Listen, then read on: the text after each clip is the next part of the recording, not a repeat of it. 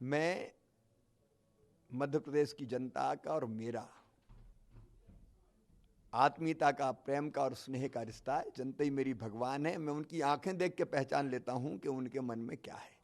मुझे पूरा विश्वास था कि भारतीय जनता पार्टी को भारी विजय मिलने वाली है।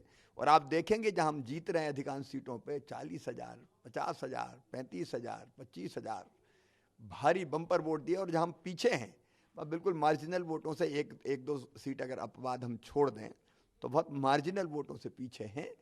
अगर प्रतिशत में देखेंगे तो ये भारी विजय है हमारी। सर ऐसा क्या हो गया कि जो 15 महीने पहले ही बहुत 1,000-1,500 वोटों से जीते थे और फिर इसके बाद अब जब बीजेपी के बैनर से लड़े। देखिए, तब भी कांग्रेस को वोट हमसे ज्यादा नहीं मिले थे। झूठे वादे करके कर्जा माफी के, बेरोजगारी भत्ता के तात्कालिक रूप से लाभ उठा के थोड़े बहुत वोटों से जीत गए थे। ओवरऑल वोट हमें ही ज्यादा मिले थे। लेकिन अब जनता ने 15 साल का जब शासन देखा, चारों तरफ भ्रष्टाचार, विकास के सारे काम ठप, मेरी सारी योजनाएं बंद कर दी गई, कोई वचन निभाया नहीं, वादा पूरा नहीं किया, हम पे घटिया आरोप लगाए गए, नंगा, भूखा, नालायक, कमीना तक बोल दिया लोगों ने, आइटम जैसे शब्दों का इस्तेमाल किया। जनता इसको पसंद नहीं करती। ये जीत शालीनता की, विनम्रता की, विकास की, जन कल्याण की, जनता के आशीर्वाद की जीत है।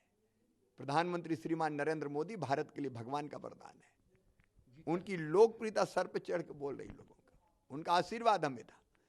और बीडी शर्मा जी के नेतृत्व में, सुहास भगत जी के मार्गदर्शन में हमारे प्रदेश अध्यक्ष, संगठन महामंत्री, सारे कार्यकर्ताओं ने अनथक परिश्रम किया। ज्योतिरादित्य सिंधिया जी ने भी खूब मेहनत की, लेकिन नरेंद्र सिंह तोमर जी हमारे, कैलाश विजयवर्गीय जी, हमारे नरोत्तम मिश्रा जी, अरविंद भदौरिया जी, भूपेंद्र सिंह जी जो चुनाव के प्रबंधन का काम देख रहे थे, गोपाल जी, अरे पूरी टीम काम करती है हमारे यहाँ, पूरी टीम काम करती, सबने मिलकर काम किया। और उनके साथ साथ मैं भी काम कर रहा था।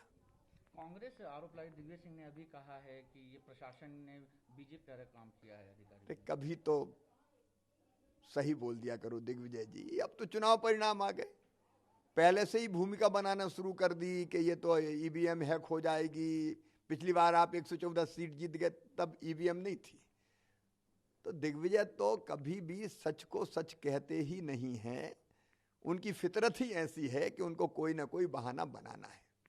सर आपको भी चुनाव कोरोना हुआ, फिर आप काफ़ी उसके बाद भी लगातार आप मेहनत करते रहे। 84 से 85 आपने रैली, 10 रोड शो किए हैं। कहाँ से लाते हैं इतनी एनर्जी? देखिए, जनता मेरे लिए भगवान है। मध्य प्रदेश मेरा मंदिर है, उसमें रहने वाली जनता ही मेरे लिए भगवान है। और जनता का पुजारी शिवराज सिंह चौहान है। जनता की सेवा के लिए एनर्जी मिलती है, अपने आप ऊर्जा पैदा होती है।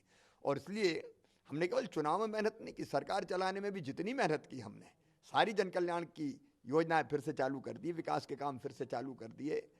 तो जो मेहनत सरकार चलाने में की, वही मेहनत चुनाव में की, और जनता का भरपूर आशीर्वाद मिला। मैं जनता का हृदय से आभारी हूं, और संकल्प है कि जी जान लगा देंगे हम अपनी जनता की बेहतरी के लिए, कोई कसर नहीं छोड़ेंगे। सर टेम्परेरी मुख्यमंत्री, ये सही बात है कि अब तो जनमत का ये आदेश है कि मैं ढंग से अब पूरे समय जो 3 साल बचे हैं सरकार चलाऊं। मैं जनता को प्रणाम करता हूं और ये वचन भी देता हूं कि कोई कसर नहीं छोड़ूंगा। जनता की बेहतरी के लिए, मध्य प्रदेश के विकास के लिए, लोगों के कल्याण के लिए, आत्मनिर्भर मध्य प्रदेश के निर्माण के लिए। सर आपको नंगा गया चुनाव के दौरान, रैली के दौरान कांग्रेस लीडर के द्वारा। अब मध्य प्रदेश में जो गरीब लोग हैं उनके लिए क्या रहेगा, क्योंकि उन्होंने तो संबल योजना फिर चालू कर दी हमने। आत्मनिर्भर मध्य प्रदेश का रोड मैप गरीबी से मुक्ति का रोड मैप है। हम हर क्षेत्र में काम करेंगे।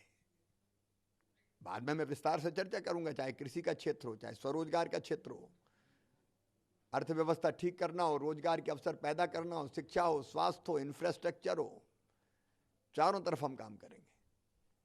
सर बिहार में जिस तरीके से एनडीए की जीत हुई है, पहले से सुनिश्चित थी। हमें तो कभी भी ये नहीं लगा कि बिहार में एनडीए नहीं जीतेगा।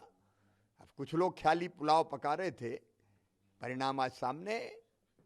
प्रधानमंत्री जी की लोकप्रियता, बिहार की एनडीए सरकार का, नीतीश जी के नेतृत्व में सुशासन, कार्यकर्ताओं का परिश्रम आज वहां जीत रहा है।